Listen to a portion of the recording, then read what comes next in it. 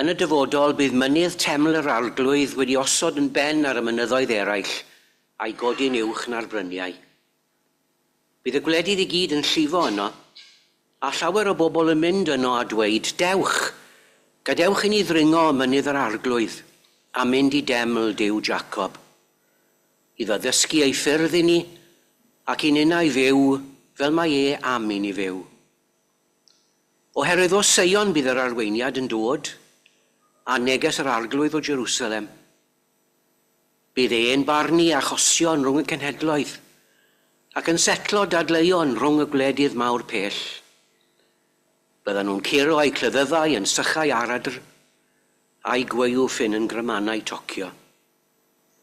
Bydd gwledydd ddim yn ymladd i gilydd, nac yn hyfforddi milwyr i fynd i'r ryfel.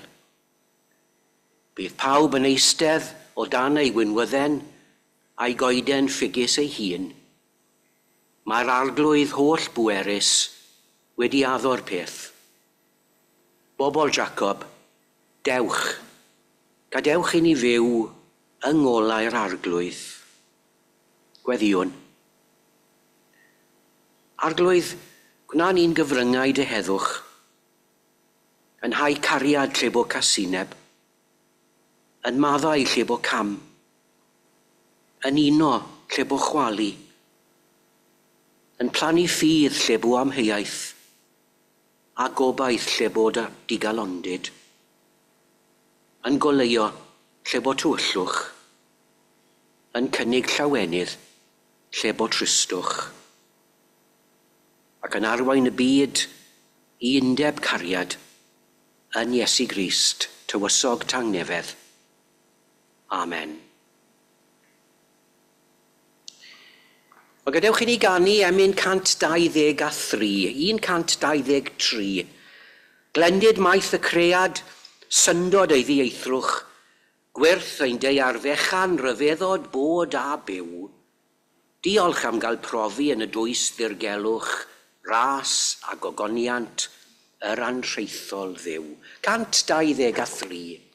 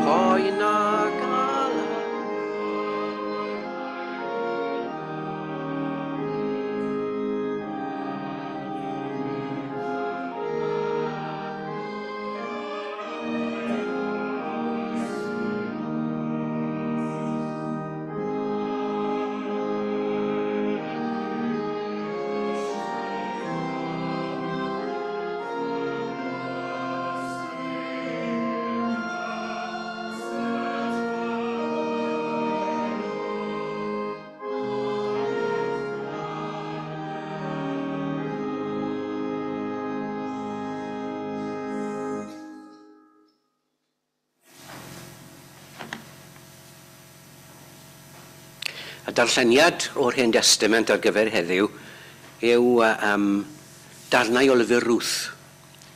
A dwi am ddarllen rai adnodau sydd yn agor y llyfr ac sydd wedyn yn cau'r llyfr.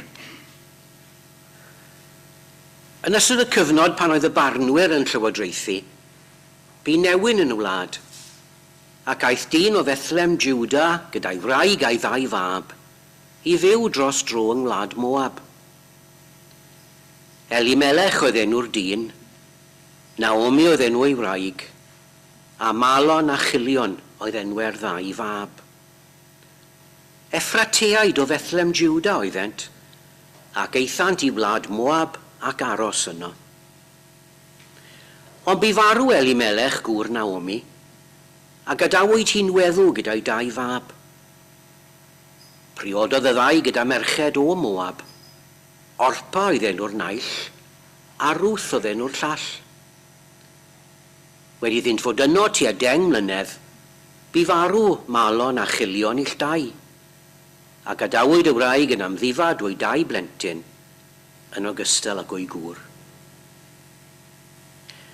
Penderfynodd hi a'i 2 ferch yng nghyfraith ychwelyd o wlad Moab, oherwydd iddynt glywed yno i'r arglwydd ymweld â'i bobl a roi bara iddynt.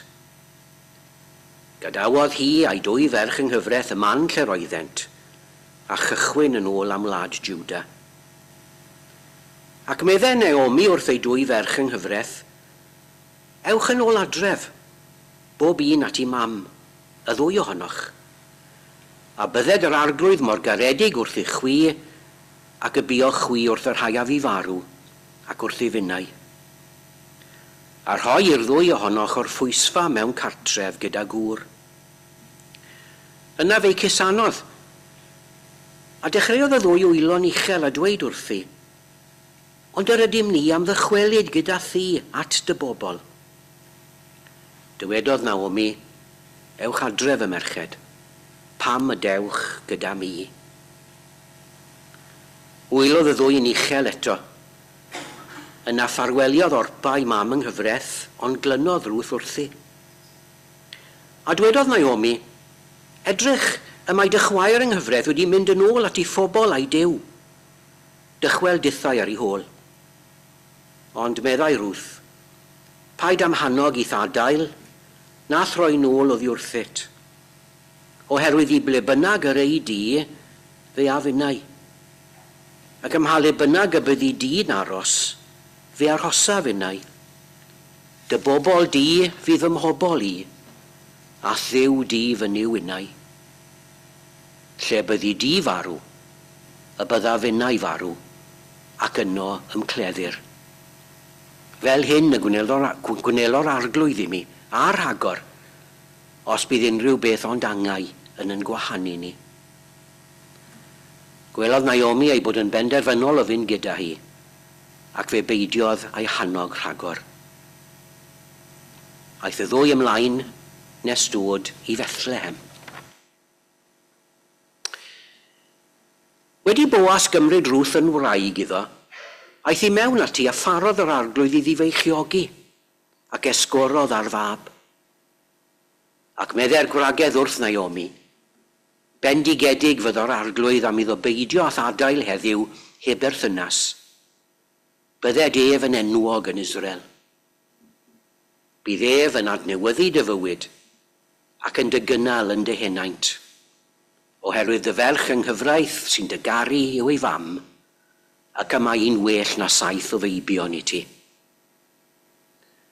Cymerodd Naomi y bachgen a'i ddodi yn ei chôl a'i fagu, a roddodd y cymdogesau enw iddo a dweud, ganwyd mab i Naomi, a galwasant ef Obed, ac ef oedd tad Jesse, tad Dafydd. A bydded bendith Duw ar y darllen a'r gwrando o'i air. Amen. O, diolch yn fawr iawn am y croeso cynnes arferol yma, ac mae'n braf cael bod gyda chi unwaith eto. Yn gwerthfawrogi'r gwahoddiad a diolch i chi am eich presenoldeb, gobeithio gewn ni fendith gyda'n gilydd. 242 yw'n hemyn nesaf ni, 242 o doed y deyrnas yn efol dad yw'n gweddi dair ar ran pob gwlad. Dyfodiad hon I galon dyn, a ddwg cenhedloedd byd yn un. 242.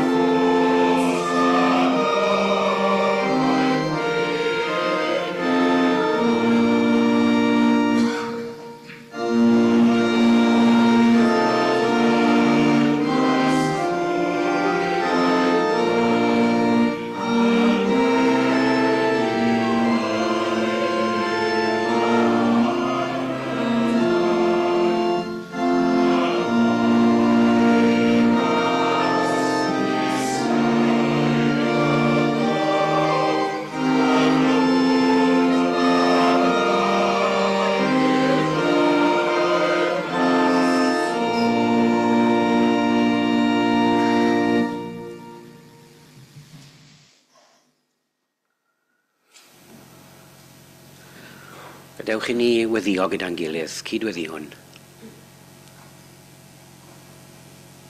Arglwydd ein Duw, I ni'n troi ata ti yn y munudau nesaf yma, yn gwneud hynny yn llawen ac yn ddiolchgar. Am y cyfle newydd yma I ddod yn agos atat. Diolch I ti, unwaith eto y bore mam, da ddewyd I fod yn bresennol. Lle bynnag yma I hyd yn oed y 2 neu 3 wedi dod at ei gilydd yno, yr wyt ti wedi addo bod hefyd. Ac ar bwys yr addewid yna, I ni'n cynnal yn hoedfa yma'r bore yma, yn canu yn mawl ac yn mynegu yn diolch, gwrando am myfyrio'r gair, ac yn mwynhau cymdeithas gyda'n gilydd. Oherwydd fe wyddo am mai dy bresenoldeb di gyda ni sydd yn cyfoethogi yn dyfodiad ni at yn gilydd ac yn gyfrwng cymaint bendithio ni I bob yr un ohonom. Felly edrych arno ni mewn trigaredd unwaith eto'r bore yma Arglwydd ein Duw. A gwel y mannau hynny sydd yn ddiffygiol, yn anghennus, ym mhob yr un ohonom. I ni'n rhoi da am guddio pethau oddi wrth yn gilydd. I ni'n dda hefyd weithiau yn gallu cuddio pethau oddi wrthon ni'n hunan. Ond I ni'n gwybod na allwn ni guddio dim oddi wrth I ti. Rwy ti'n gweld yn nyfnder yn bod ni. Ac rwy ti'n gallu gweld y mannau hynny lle rydym yn wan, lle mae'n angen, lle mae angen iachad. A gyfynwn I ti os gweli di'n dda I ymweld â ni yn y mannau hynny unwaith eto'r bore yma. A rhannu gyda ni yr hyn rwy ti'n gweld sydd I angen a eisiau arno ni bob yr un ohonom. Cryfhau'n ffydd ni. Oherwydd mae pob un ohono ni wedi gorfod delio gyda anawsterau a brwydrau bywyd yn ystod yr wythnos I di mynd hibio. A thebyg iawn fod yna bethau wedi digwydd, pethau ni wedi gweld, pethau sydd wedi'n cyffwrdd ni a pethau sydd mwy na thebyg wedi ysgwyd yn ffydd ni hefyd. Dyro nerth newydd i ni, ac argyhoeddiad newydd. Gwna ni unwaith eto'r bore yma'n bobl sydd yn ffyddiog yno ti,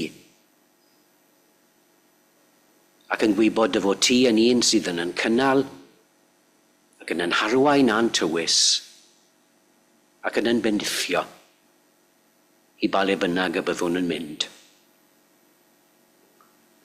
Ac wrth feddwl am yr wythnos newydd yma sydd yn agor o'n blaenau ni a'i ansicroedd i bob un ohonom. Helpa ni unwaith eto bore yma i gredu y gallwn ni wynebu pa beth bynnag a ddaw i'n rhannu wrth ymddiried yno ti. Y Duw sydd yn cynnal, y Duw sydd yn nerthu, y Duw sydd yn ysbrydoli. Adnewyddan gobaith ni hefyd, Arglwydd. Oherwydd i ni'n gyfarwydd pob un ohono ni gyda sefyllfaoedd digalon ac anobeithiol yn byd i ni'n cael yn atgoffa ohonyn nhw'n gyson o ddydd i ddydd. Helpa ni'r bore yma unwaith eto i fod yn bobl gobeithiol, pobl sydd â'i gobaith yno ti, ac yn da ddiwydion di a ddatgelwyd i ni yn Iesu Grist. A chaniatáu ni yn ystod yr wythnos newydd hon sydd yn agor o'n blaenau ni i fyw yn obeithiol ac i rannu gobaith yn lle pa lefydd bynnag y byddwn ni'n dod ar draws, digalondid, a thristwch ac anobaith. A chryfhau'n cariad ni hefyd, Arglwydd. Mae mor rwydd gyda dihydrwydd yn cymdeithas ni. Mae mor rwydd colli gafel ar gariad, a gwerth cariad, a grym cariad.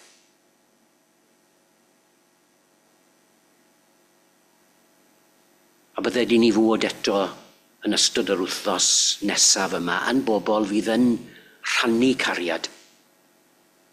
Y cariad yr wyt ti'n wedi blannu yno ni, sydd yn cael i nerthu yno ni, i rannu'r cariad yna gyda'n cymdeithas anghennus a cheisio creu gwell byd a gwell bywyd i eraill trwy ein gweithredoedd ni o gariad.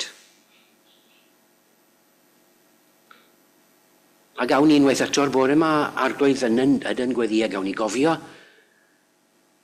am y rai hynny ni'n gwybod amdanyn nhw sydd yn cael bywyd yn anodd o dyddiau'r rhain.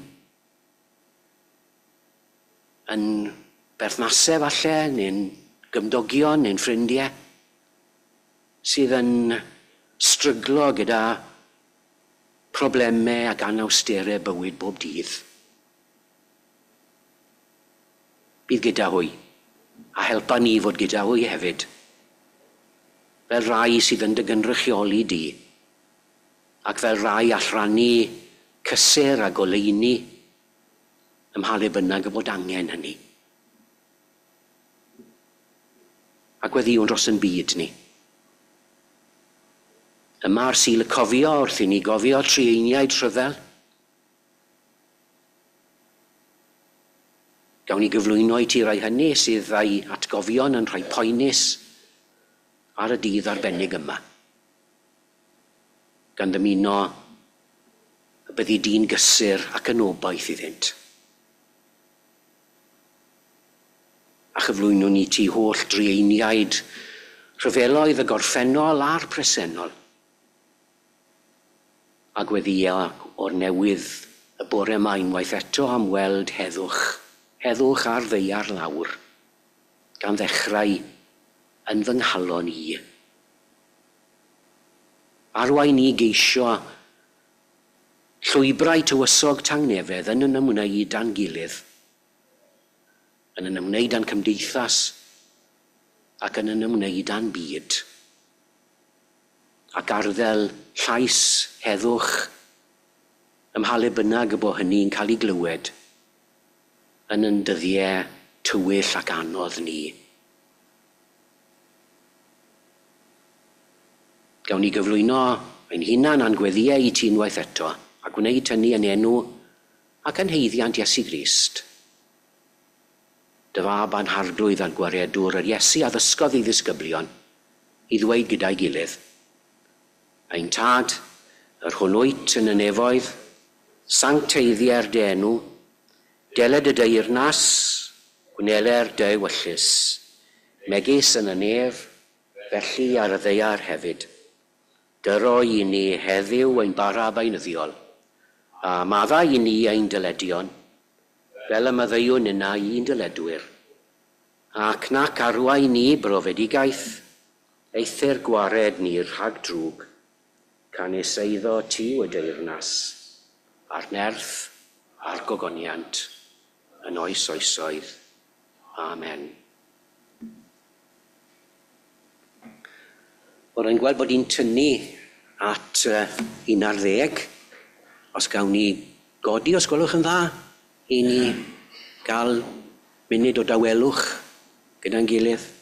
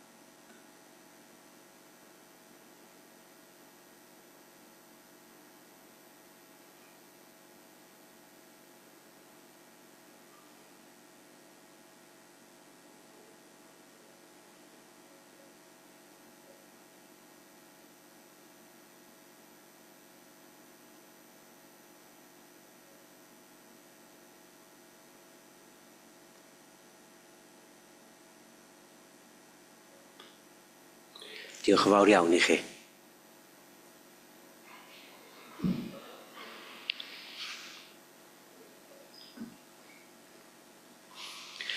Rif yn emyn nesaf ni 867, 867.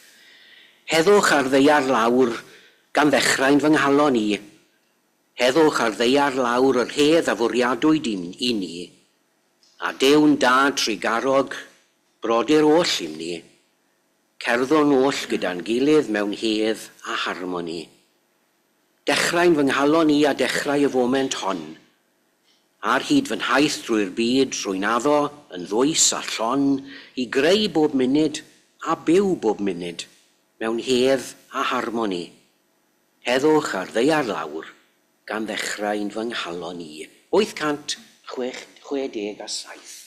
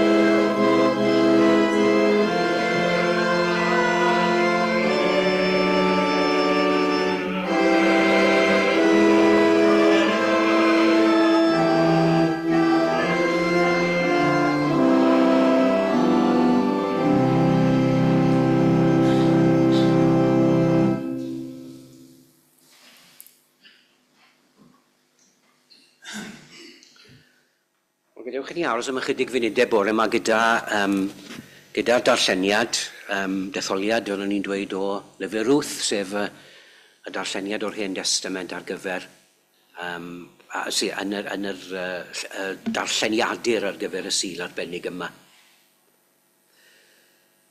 Mae rhywun wedi disgrifio llyfr Ruth fel a kind of novella o short story. A gellir deall pam, oherwydd mae'n cynnwys nifer o nodweddion y math yna o weithiau, ynddyw e? Mae'n fyr am un peth. Ond mae yna ddechrau a diwedd clir, mae yna stori a feilgar, mae yna narratif gref yn redeg trwyddo, mae yna gymeriadau byw gallir credu ynddyn nhw. A mae yna themau sy'n gweud trwy gilydd i gyflwyno neges neu hyd yn oed sawl neges, ac sy'n gwneud i'r darllenydd feddwl ymhellach ac yn ddwysach am yr hyn sy'n cael ei ddweud. Ym mhob stori dda, ni'n gwybod mae'r frawddeg agoriadol yn bwysig, ynddyw e? Ni wedi cael yn codi ar storiau Once Upon a Time, neu ymhell bell yn ôl. A rhywbeth sydd yn dal diddordeb ac yn gwneud i ni deimlo i fod e'n werth cario ymlaen i wrando neu ddarllen. A dyna'r gwir am frawddeg agoriadol stori Ruth hefyd, sy'n llwyddo i ddweud cymaint mewn ychydig eiriau. Yn y cyfnod pan oedd y barnwyr yn llywodraethu, dyna fel mae'r stori'n dechrau. A dyna osod y cefndir hanesyddol i ni, os liciwch chi, i'r stori. I ni'n gwybod bod ni yng nghyfnod yr ymsefydlu yng Ngwlad Canan ar ôl y daith allan o'r Aifft a trwy'r anialwch, mae'r genedl yn dechrau ymsefydlu yng Ngwlad Canan. I ni'n gwybod mae cyfnod Joshua a'r barnwyr yw hyn. Ac i ni'n gwybod hefyd bod ni'n un o'r cyfnodau mwyaf gweidlyd a falle mwyaf macho yn yr Hen Testament. Achos yr arwyr ar y pryd yn a dynion nhw bron yn ddieithriad. Yr arwyr, y dynion sy'n cael ei dal i fyny fel esiamplau i fod yn debyg iddyn nhw yw rai fel Joshua a Samson a Gedeon. Y parafilwyr sy'n ymladdwyr ffyrnig sy'n dangos cryfder ac yn rheoli trwy ei gallu milwrol. Dyna'r yn y cyfnod pan oedd y barnwyr yn llywodraethu'n dweud cymaint wrthon ni am y cefndir hanesyddol. Ond ar yr un pryd mae'r frawddeg agoriadol yn mynd yn ei flaen i osod y cefndir cymdeithasol i'r stori. Bu newyn, medde'r awdur, yn y wlad, ac aeth dyn o Fethlem Juda gyda'i wraig a'i ddau fab i fyw dros dro y gwlad Moab. Dyma stori a ddigwyddodd ymhell bell yn ôl sy'n perthyn i oes arall. Ac eto mae'n stori gyfoes yn dweud fel mae'r frawddeg yn atgoffa ni. Stori am bobl sy'n cael ei gorfodi gan amgylchiadau i adael i gwlad a chwilio am le gwell i fyw. Ffoaduriaid, mewnfudwyr, ceiswyr lloches, midwyr economaidd, i ni'n gyfarwydd iawn ar termau yma, yndyn ni, erbyn hyn. Stori sydd mor gyfoes ac mor berthnasol ac sydd hefyd yn stori oesol. Yn yn atgoffa ni mae nid rhyw ffenomena neu rhyw broblem newydd sy'n yn ymwynebu ni gyda'r cychod bach ar y sianel neu loriau yn cario pobl yn gydd i mewn i'r wlad. Mae pobl erioed wedi symud a ffoi oherwydd newyn, oherwydd ryfel, oherwydd gorthrwm, oherwydd ofn neu glodi neu ddiffyg gwaith. Maen nhw wedi gadael mwyn ceisio lloches, i gael diogelwch, rhywle saff i fagu teulu. sicrwydd economaidd, neu jyst i geisio gwell bywyd. A phwy ar y ddeir allfeio pobl am hynny. A chi modd a fe ddylai Cristnogion y bawb gofio. Chi modd bod Iesu hunan wedi bod yn ffoadur. Y teulu Mair a Joseph yn gorfod ceisio lloches yn yr Aifft oherwydd creulondeb Herod. Mae stori Ruth yn stori am bobl sy'n cael ei gyrru gan amgylchiadau a gan argyfwng. Ac fel rydyn ni'n gweld wrth i'r stori fynd yn ei flaen, mae'n gylch dieflig yn dywe, sy'n anodd os nad amhosibl dianc oddi wrtho fe. Mae'r teulu'n ffoi rhag un trychineb, ond yn fuan iawn yn gwynebu trychinebau newydd yn wir. Mae Elimelech, gŵr Naomi yn marw, y pen teulu. Ymhen amser mae'r ddau fab yn marw. Gan adael tair gwraig weddw a mam yn galaru am ei phlant. Stori drist a stori gyffredin o hyd. Ac eto, chi'n bod, mae hon yn stori obeithiol yn dywi. Mae yna obaith yn rhedeg trwyddi hi. Eithant i wlad Moab ac aros yno, medde'r awdur. Hynny yw, maen nhw'n cael ei derbyn, ydyn nhw'n cael croeso, maen nhw'n cael cartre, maen nhw'n cael lloches, maen nhw'n cael diogelwch yn y wlad ddieithr. Mae'r meibion yn priodi merched lleol. Ac wrth gwrs yn nes ymlaen yn y stori fe fydd Ruth, y ferch o wlad Moab yn derbyn yr un croeso a'r un cyfle am fywyd newydd nôl yn Juda. Dyna un o'r themau mawr yn dyfe sy'n rhedeg trwy'r stori yma. Mae ganddo fe lot i'w ddysgu ni am groesawu'r dieithrin. Derbyn rhai sy'n wahanol i ni. Gofalu am y llai ffodus. Bod yn gymdogion i'r estron a'r gwrthodedig. Pwy yw fy ngymydog oedd y cwestiwn o fynwyd i Iesu yn tro yn dyfe gan esgor ar stori enwog y Samaria Trigarog. A pwy yw'r cymydog yna? Wel, yr un sydd angen trigaredd, pwy bynnag ydyw.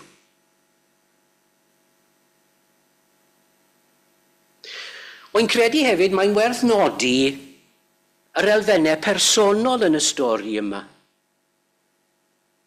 Pobol gyffredin, pobol di-nod yw'r prif gymeriadau, pobol yr ymylon i nhw, nad oedd yn cyfri fawr ddim yng ngolwg y byd. Glodion, estronied, ac wrth gwrs gwragedd. Oedd reit ar waelod yr estron yn dyfe, reit ar y gwaelod. Ond mae'r awdur, a dyma sy'n ddiddorol, mae'r awdur yn gofalu bod ni'n gwybod i enwau nhw. Elimelech, medda fe, Malon, Cilion, Naomi, Orpa, Ruth. Dyn ni ddim yn cael colli golwg ar y ffaith, mae unigolion yw'r rhain. Pobol o gyd a gwaed, personau. Chi bod ni'n gwybod heddiw yn dyn ni, fel mae'r wasg boblogaidd a'r cyfryngau cymdeithasol a llawer o'n gwleidyddion ni hefyd yn hoffi defnyddio labeli yn dyn nhw. Chi bod, mewn fidwyr yr ein. Ceiswyr lloches, teithwyr, twyllwyr, buddaliadau, segurwyr. Mae Trump yn sôn am droseddwyr a llofruddwyr a threiswyr. Mae Netanyahu yn collfarnu pawb sydd yn ei wrthwynebu fel terroristiaid. Labeli, ynddo fe? Gosod label. Label sy'n di-bersonoli, sy'n gwneud i'n rwyddach i fod yn galed ac yn ddidostir tuag at eraill. Mae enwau yn personoli, yndyn nhw. Maen nhw'n yn helpu ni weld yr unigolyn, y person cig a gwaed, tebyg i fi a ti, sydd a'i fywyd a'i deulu, a'i stori unigryw.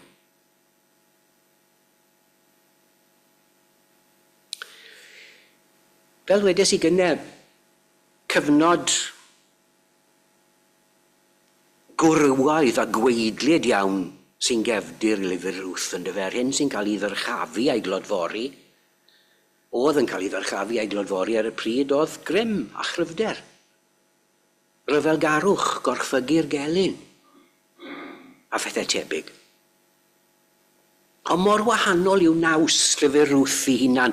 Rwy'n hoffi y disgrifiad yma o'r llyfr fel an island of femininity in a sea of masculinity, yn dyfeg, ynys o chi'n gwybod beth dwi'n trio gweud. An island of femininity, yn dyfeg, in a sea of masculinity. Gwragedd, yn dyfeg, dyna'r bobl, dyna'r arwyr yn y stori yma, dyma'r bobl sy'n dangos dewrder a chryfder cwbl wahanol.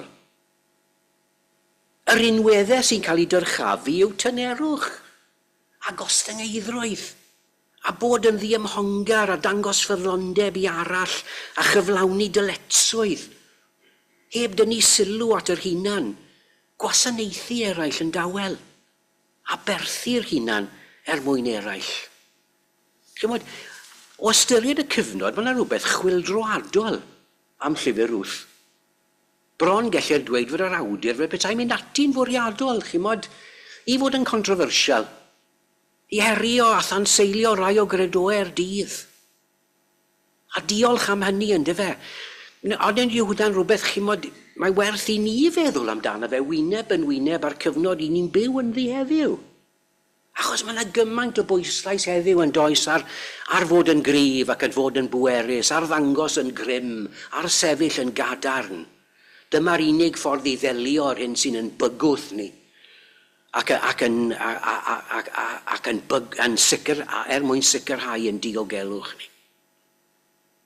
O'n i'n gweld dyfyniad gan Trump ddoe yn y papur, no price too high for deportations, meddwl. Mae'n fedd anhygoel yn diwedd, beth ar y ddeiar mae'n ni'n ei olygu? No price too high for deportations. Ac wrth gwrs mae unrhyw un sy'n ceisio dadlen wahanol yn cael ei wfftio fel person hirt, sy'n feddal yn dangos gwendid, sy'n agor y drws i terroristiaeth a phob math o erchylltra arall. Sut ar y ddeiar at pobl sy'n honni bod yn ddilynwyr Iesu, anwybyddu os nad gwirdroi i ddysgeidiaeth a'i ffordd o fyw. Cynnig llwybr arall mae Iesu yn dyfe, ffordd wahanol i ffordd y byd, clywsoch fel y dywedwyd wrth yr aigint, ond rwy fi'n dweud wrthych, medda fe. Dyna nath ar hyd i weinidogaeth, ac i ni'n gwybod mae'r ffordd honno oedd ffordd cariad. Dyna ffordd Crist. Ffordd cariad.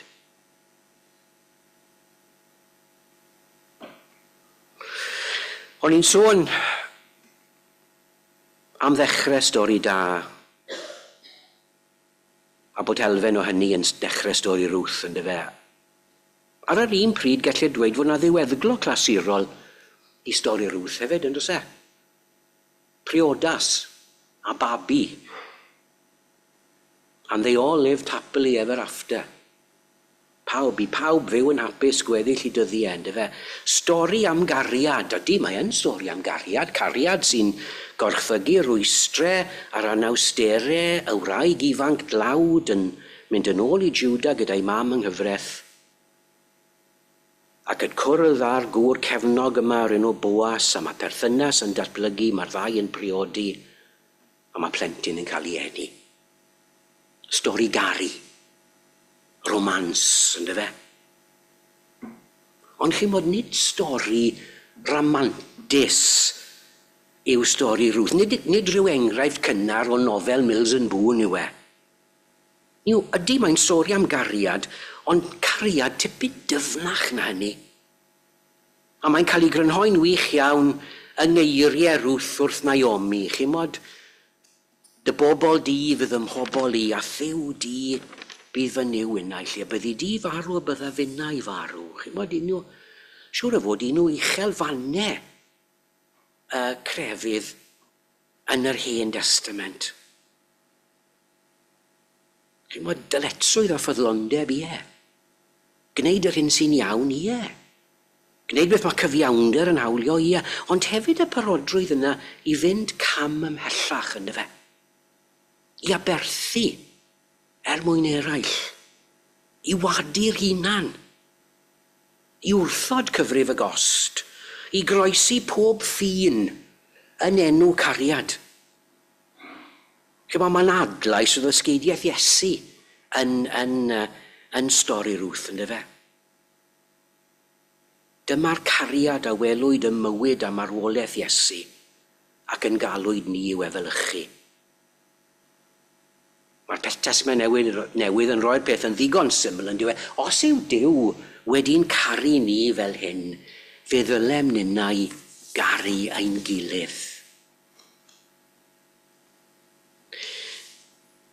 Pan fyddai'n meddwl am y cariad yma, fyddai'n meddwl am stori un wraig des i ar ei thraws i pan mwyn i'n gweithio gyda cymorth Cristnogol. Mae ddiwch i mi os oedd wedi dweud y stori yma'r blaen, ond mae'n un o dawodd argraff ddodd a pharhaol arna i. A dwi'n dyfynnu geiriau hi yn aml. Gwraig weddw dlawd yn byw yn Kinshasa, prif ddinas Gweriniaeth Ddemocrataidd y Congo. Therese oedd ei enw, gan rhoi enw i fi. Gweithgar gyda'i heglwys, dosbarthu bwyd i rai o bobl trota fy ddinas, ond hefyd wedi rhoi cartre i ddeunaw o'i hwyrion oedd wedi colli rieni glefyd HIV ac AIDS.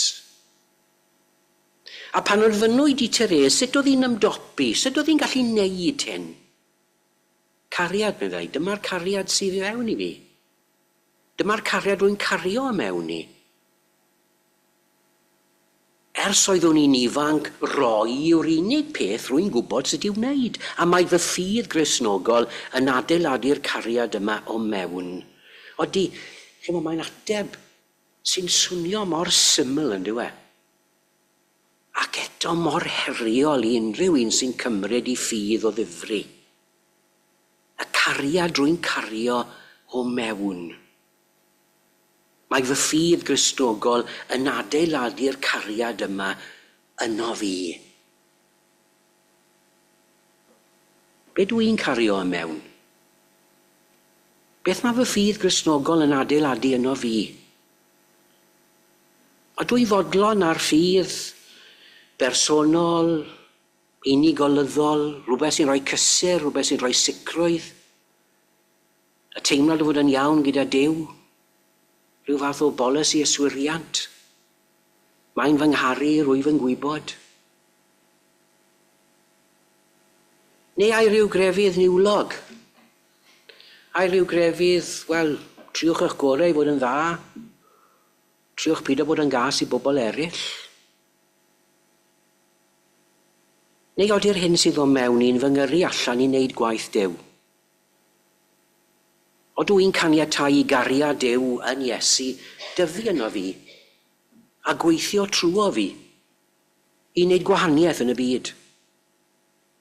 I herio anghyfiawnder a rhagfarn a chasineb, i ddangos a cherdded ffordd am genach na'r hyn mae'r byd yn ei gynnig. I hwyluso'r ffordd i ddyfodiad teyrnas Dduw, oherwydd dyna mae gwir gariad, dyna mae cariad Duw yn ei hawlio gennym ni i bobl, mwyn i enw. Amen.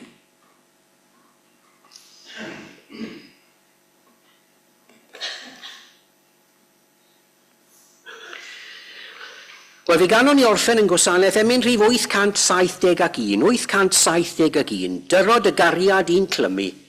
Dy gariad fyddon ein plith, dyrod y gariad i Gymru bendithion gwasgar fel gwlith. Disgyn i ddeall o'r newydd holl ystyr cariad at frawd, dyrod y gariad i'n clymu, dy gariad di. 871.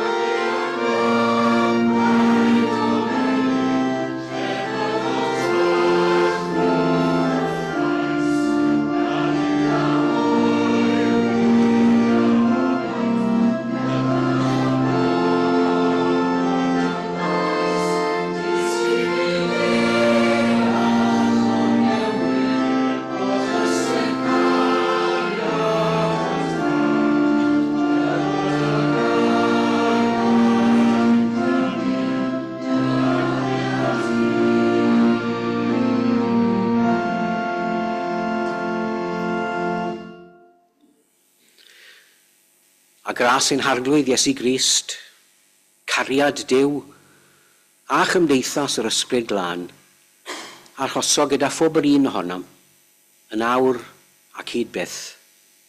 Amen.